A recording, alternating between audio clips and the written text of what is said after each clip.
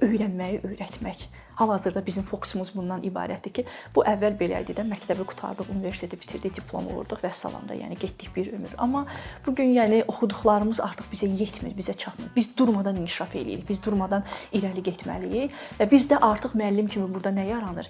Şagirdimizə necə öyrənməyi öyrədək.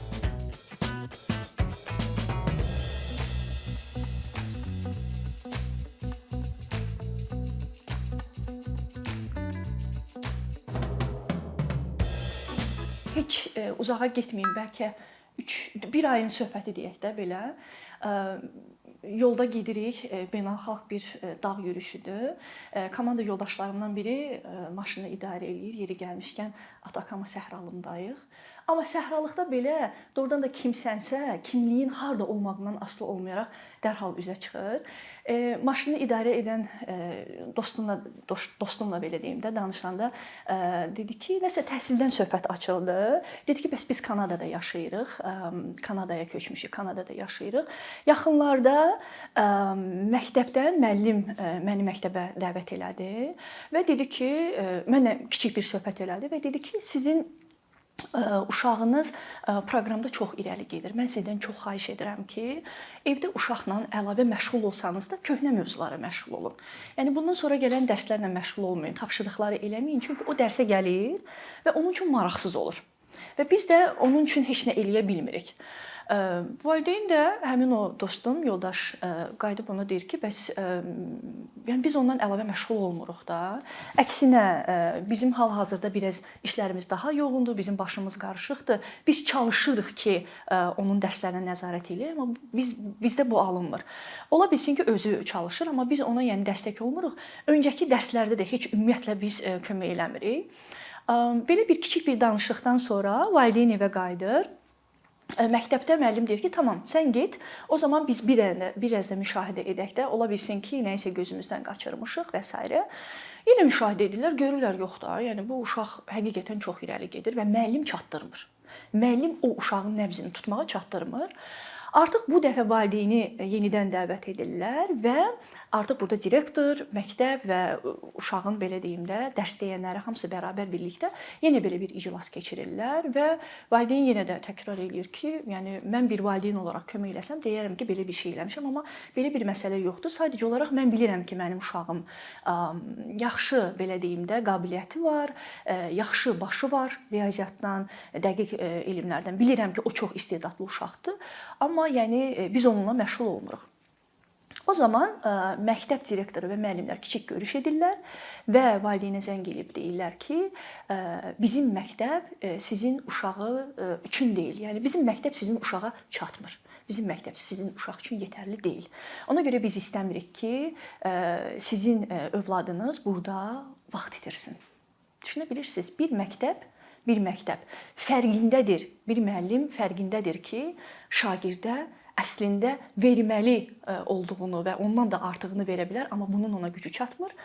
Məktəb bundan xəbərdardır, bunun fərqindədir və valideynlə belə söhbət aparır. Daha sonra deyir ki, bax bizim məktəbdə bizim buna gücümüz çatmır, amma Kanadada bax belə bir məktəb siyahısını verirəm ki, sizin uşaq bu kimi məktəblərdə özünü daha yaxşı kəşf edə bilər. Öz istedadını, öz marağını daha yaxşı kəşf edə bilər və sizə məsləhət görürük ki, siz övladınızı bu məktəbdən çıxarasınız.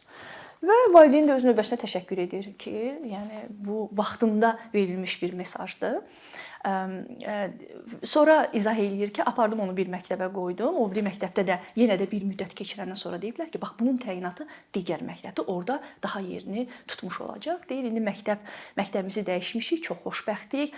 Xüsusi laboratoriyaları var, xüsusi iş otaqları var, xüsusi başqa bir yanaşma və başqa bir plan var. Harda ki, artıq biz hiss edirik ki, uşağımız daha xoşbəxtdir, öyrənməyə daha fərqli yanaşır və s.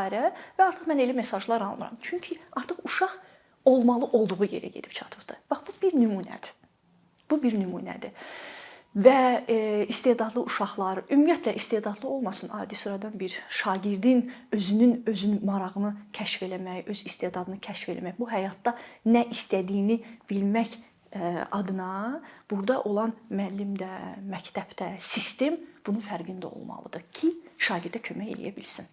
İstər kənd məktəblərində olsun, hansı ki mən orada da işləmişəm və təcrübəm var. İstər dövlət məktəblərində olsun, hansı ki mən orada bir təlimçi kimi gedirəm, təhsil inspektoru kimi də gedirəm, dərsləri yaxından müşahidə edirəm. İstər özəl məktəblərdə olsun, hansı ki mənim daha çox təcrübəmi özəl məktəblər əhatə edir. Burada demək olar ki, yanaşmalar daha bir mən 20 il bundan öncəni deyirəm də, demək olar ki, hamısında eyni idi. Biz müəllimlərin bir məqsədi var idi ki, bizim bir planımız var və biz bu plana görə dərslərimizi keçməliyik və bu planda ümumi bütün şagirdlər üçün nəzərdə tutulubdur. Fərqi yoxdur ki, öyrənmə sürəti necədir, bacarığı necədir, istedadı varmı, az istedadlıdır, çox istedadlıdır. Bu nəzərə alınmadan bizim bir planımız var və müəllim çalışır ki, bu planı yerinə yetirsin. Əslində mən indi də dərsləri müşahidə eləyəndə yenə də müəllimə çox diqqətlə baxıram və müəllimin özünün şəxsi bacarıqlarına və biliklərinə baxıram və yanaşmasına baxıram. Burada qınaq məsələsi deyil. Mən müəllimi anlayıram ki, o deyək ki 45 dəqiqə ərzində çalışır ki, bütün şagirdlərə çata bilsin, bütün şagirdlərə yetə bilsin. Ancaq biz doğrudan da bir müəllim kimi həqiqətən hiss ediriksə, yox mən burada həm də onun üçünəm ki, bütün şagirdlərdən xəbərim olsun və onların istedadlarını və onların bacarıqlarını müəyyən eləyə bilim və onlara kömək eləyim. Burada artıq müəllimin özünün də belə bir fərqindəliyi olmalıdır, özünün bir daxili azadlığı olmalıdır ki, müəllim özünə bunu icazə verə bilsin. Məsələn, mən çox gözəl xatırlayıram ki, mən hələ belə deyim də yeni dərs deməyə başlamışdım.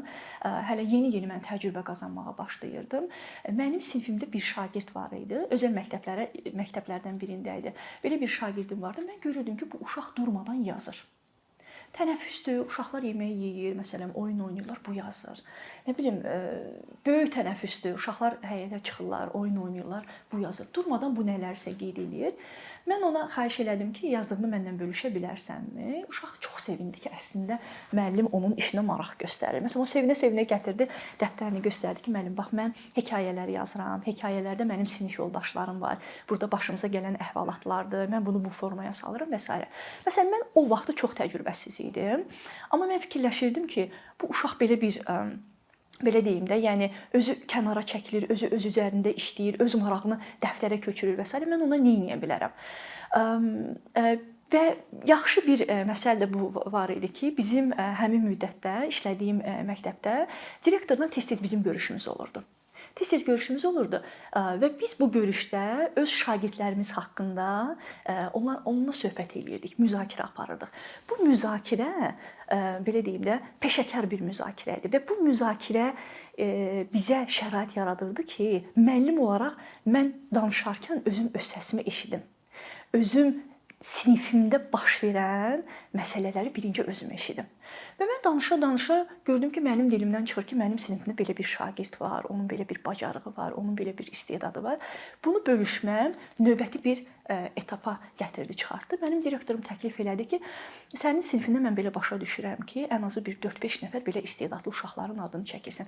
Bəlkə mən bir direktor olaraq, həm də o İngiltərədən idi və onun bu sahədə təcrübəsi daha geniş idi. Dedi, bəlkə mən həmin uşaqlarla həftədə bir dəfə bir görüş edim və onların yazı bacarıqları üzərində mən də işləyim. Demək, düşünün ki, həftə ərzində mən tutam da, yəni dərsləri aparıram, amma həftənin bir günündə bir saatını həmin direktorla həmin o uşaqlar yığışırdılar, hər hansı bir yaradıcı mövzunu işləyirdilər, mentor kimi bizim direktor onlara belə deyim, rəy verirdi, dəftərlərində rəy yazırdı, düzəlişlər eləyirdi və s. Bu proses mənə nə verdi? Bu prosesdə şagirdlər geri qayıdandan sonra mən dəftərə baxırdım.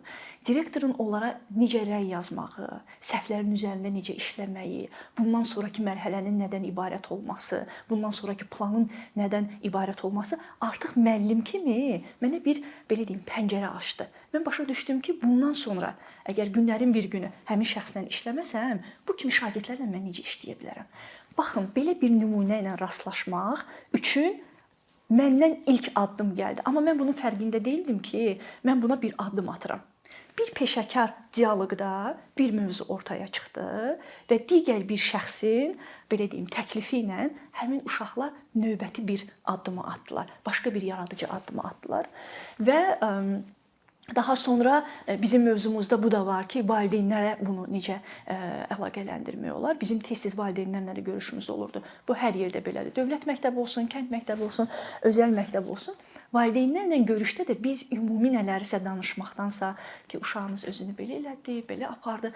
Biz konkret, spesifik, özgüclü və inkişaf etdirməli olduğumuz tərəflərimizə baxsaq, biz valideynlərə konkret bir belə deyim də yön verə bilərik, istiqamət verə bilərik. Və görüşlərdən birində mən valideynlə danışdım, dedim ki, bax belə bir həmin bu gedişatı danışdım və valideyn də dedi ki, mən də fərqindəyəm ki, uşağımın yazmağa nə qədər həvəsi var.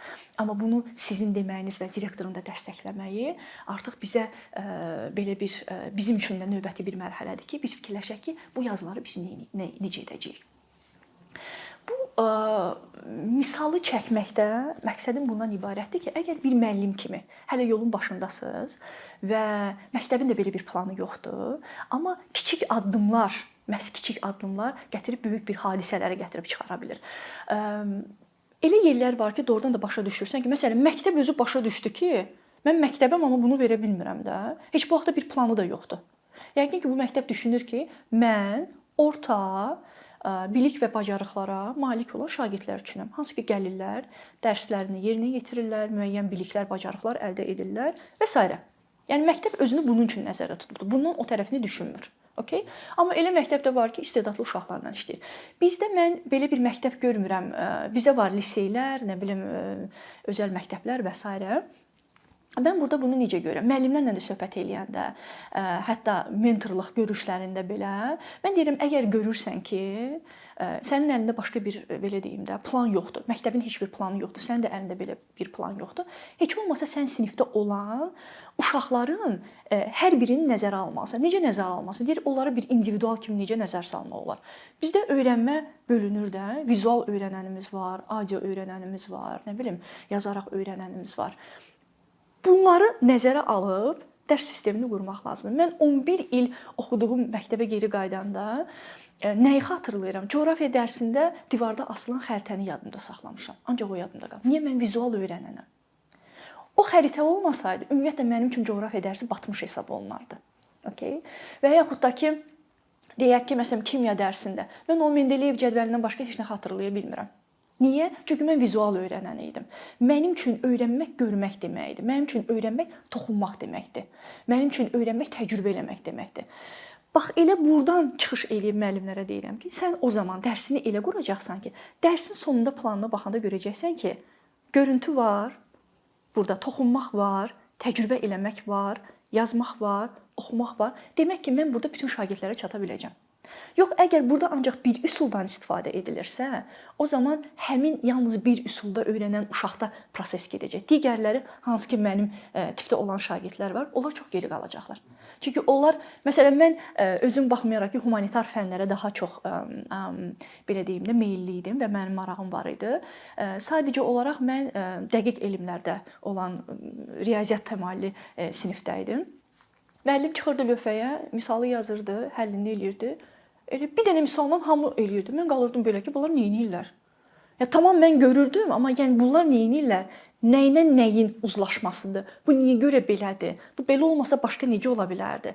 Fikrimi çatdıra bilirəm. Yəni bunun indi hal-hazırda məsələn riyaziyyatı tədris etməyin o qədər əyləncəli, o qədər əlaqəli digər növləri var ki, mən o növləri özəl məktəbdə riyaziyyat dərsi tədris edəndə 6-cı sinifə qədər özəl məktəbdə riyaziyyat dərsini belə deyim, sinif müəllimi tədris eləməlidir. Mən riyaziyyatı yenidən öyrəndim. Niyə görə riyaziyyatı yenidən öyrəndim? Və riyaziyyata mənim marağım o qədər artdı ki, mən başa düşdüm ki, riyaziyyat təkcə bir misal məsələ həllinin ibarət deyil, ondan daha ötəsidir.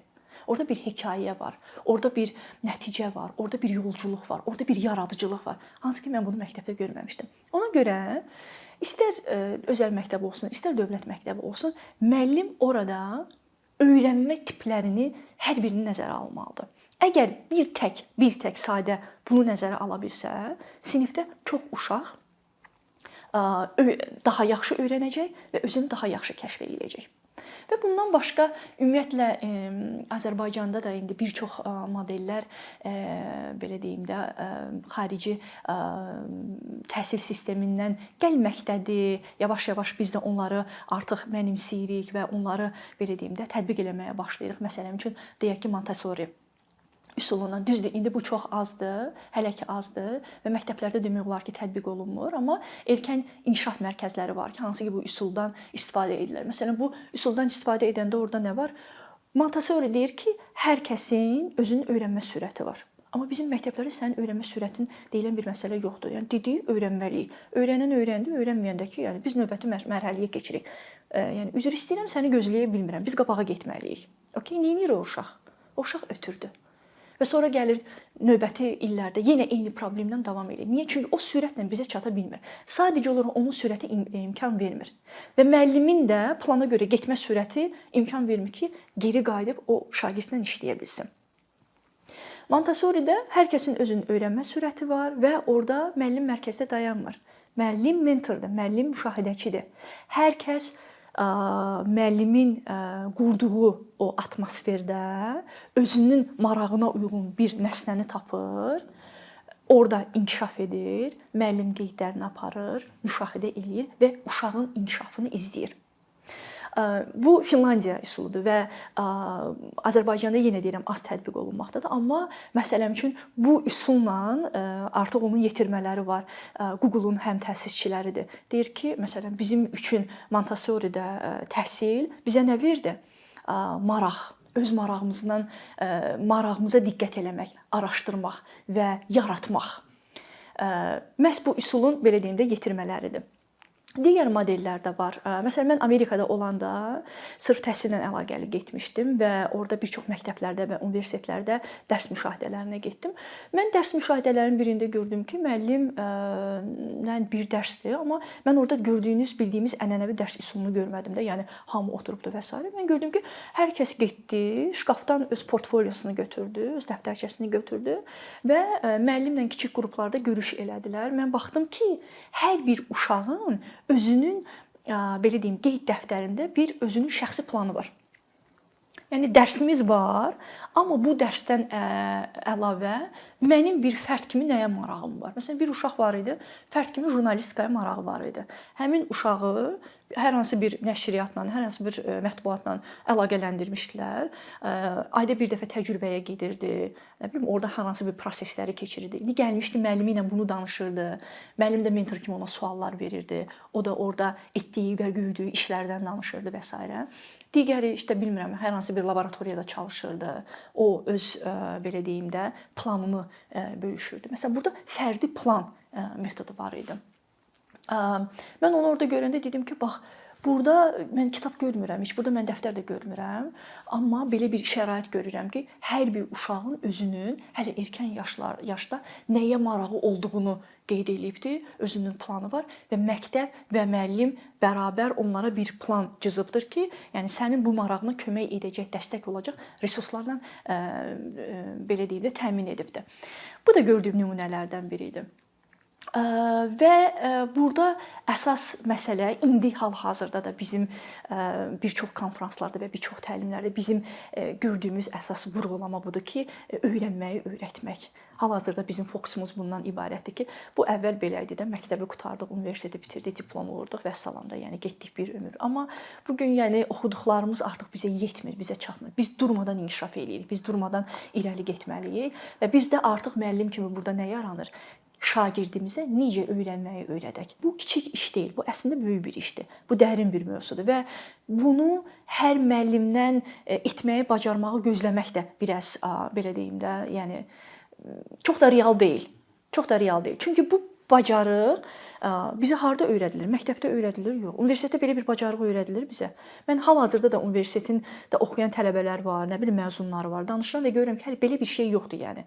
Bu heç bir yerdə öyrədilən bir məsələ deyil. Ya məktəbin özünün planı olmalıdır. Məsələn, mənim işlədiyim məktəblərdə belə bir plan var idi. Gəlirdilər, diaqnostik test keçirirdik. Baxırdı ki, uşaqlar, zəif uşaqlar, orta uşaqlar, əla uşaqlar. Tutan ingilis dili dərsini bunları bir yerə qoymuruq. Çünki mən dərsi necə qurum ki, bunların hamısına çata bilim? O zaman nə olurdu? Zəif uşaqlar daha fərqli bir müəllimlə çalışırlar, intensiv olaraq çalışırlar. Onların dərs saatları çoxdur. Yüksək bilikli olan uşaqlarla tamamilə başqa proqram və belə. Bu məktəbin özünün planı olduğu üçün bir müəllim kimi mənim üçün asan idi. Çünki yəni mən gəlirdim, diaqnostik testi eləyirdik, bölünmə gedir. Hər kəs öz işinin başına, hər kəs öz məsuliyyətini götürürdü və təbii ki, sonda da çox gözəl nəticələrə gəlib çatırdıq. Bu məktəbin planı idi. Amma biri də var, dediyim kimi, yəni plan olmayanda, amma sən bir müəllim kimi özündə bu işığı görəndə, bu məsuliyyəti görəndə, bu fərqindəliyin olanda, çox kiçik şeylər də əslində insanın həyatında çox şeylər dəyişə bilir. Çox kiçik məsələlər. Yəni bir müəllim heç nə eləməsə belə, məsələn deyək ki, mən gəlmişəm və görürəm ki, mənim əlimdə bir resurs yoxdur. Doğrudan da mənim sinifimdə 40 uşaq var. İstedadım da çoxdur, var bunların arasında. Necə işləyim? Mən bunlarla necə çatım? Ən azından heç nə yoxdursa belə, şagirdlə münasibət. Şagirdə özünün fərqindəliyini, özünün nəyə marağı olduğunu, özünün nəyə istedadı olduğunu, bundan sonra nəyi necə etməyinin, belə deyim də, zəminini yaratmaq üçün müəllimin verdiyi suallar, müəllimin verdiyi yanaşma, müəllimin özünün öz üzərində işi, müəllimin özünün sinifində duruşu və şagirdlərlə münasibəti. Çünki gələcəkdə də biz indi bu yaşa çatmışıq. Bizim nə yadımızdadır? Müəllimin bizlə olan münasibəti, bizə dediyi bir qüvvətli söz. Məsələn, mənim yadımdadır ki, mən ibtidai sinifdə oxuyurdum. Mənim anam da müəllimədir, atam da müəllimdir. Mamam da dərsdən çıxdı. Demək olar ki, elə axıra qalan şəxslərdən biri idi. Valideyn iclasına gəldi. O vaxt valideyn iclasında uşaqla valideyn birlikdə olmurdu. Sadəcə olaraq indi sonda qalan idim deyə. Mən də uşaq idim, orada özüm üçün oynayırdım. Mən müəllimimdən belə bir şey eşitdim ki, məsələn, Vəfanın xətti yaxşı deyil. Ki indi mənim mükəmməl xəttim var. Vəfanın xətti yaxşı deyil də, iri-iri yazır falan. Amma müəllimimdən incimirdim. Deyirdim ki, real deyir də, yəni real bir mənim haqqımda rəy verirdi. Və ya da Vəfanın marağı riyaziyyatda çox da yoxdur. Daha çox qoyasan bu oxusun, oynasın, şəkil çəksin və s. Fikirləşirdim ki, düzdür də, müəllim real bir şey deyir. İncimirdim. Və gəldi sonda dedi ki, amma o qədər məsələn şeiri deyərsən, o qədər gözəl şeir deyər. Məsələn, hər hansı bir musiqini deyərsən, o qədər gözəl oxuyar və yaxud da ki, cümlə deyirsən, ən gözəl cümləni Vəfa qurar. Əgər istəsən, əgər bu uşağa diqqət eləsən, bu gələcəkdə çox gözəl yazı yaza bilər. İndi hal-hazırda mən nəsə bir proses zamanı görürsən ki, bir sakitlik olanda mənim ağlıma o sakitlikdə, o sükutda gələn əgər 3 cümlə varsa, o 3 cümlədən biri budur ki, Vəfa yaxşı yaza bilər. Fikrimi çatdıra bilirəm? Yəni bir müəllim kimi görürsüz ki, sizin əlinizdə başqa edəcək heç bir şeyiniz yoxdur. Naəlacsınız da, istəyirsiniz amma edə bilmirsiniz. Ən azından elə bir mühit qurmaq lazımdır ki, o mühitdə gələn şagird özünü o qədər rahat, o qədər sərbəst və o qədər gözəl hiss eləsin ki, başa düşsün ki, burada öyrənmək, səhv eləmək üçün ən yaxşı mühitdir. Bu mühiti qura bilən, yəni sabahları deyə bilər ki, məsələn üçün də düzdür mən belə bir istedad kəşf eləmədim falan eləmədim, amma əmin ola bilərsiniz ki, həmin müəllimin şagirdləri gec-tez ona geri dönəcək və deyəcək ki, o şəraiti sən mənə qurdun. O sözü sən mənə dedin. O sualı sən mənə verdin.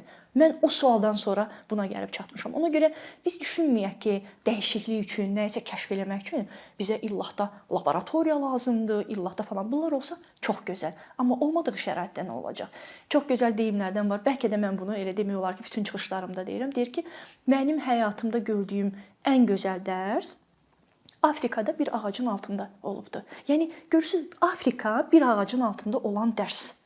Yəni bəzən bizim hər şəraitimiz olmaya bilər, amma bizim bir müəllim kimi yanaşmamız, bizim bir müəllim kimi verdiyimiz sual və prosesi izləmə və şagirdə yaratdığımız mühit onun üçün hər şey ola bilər.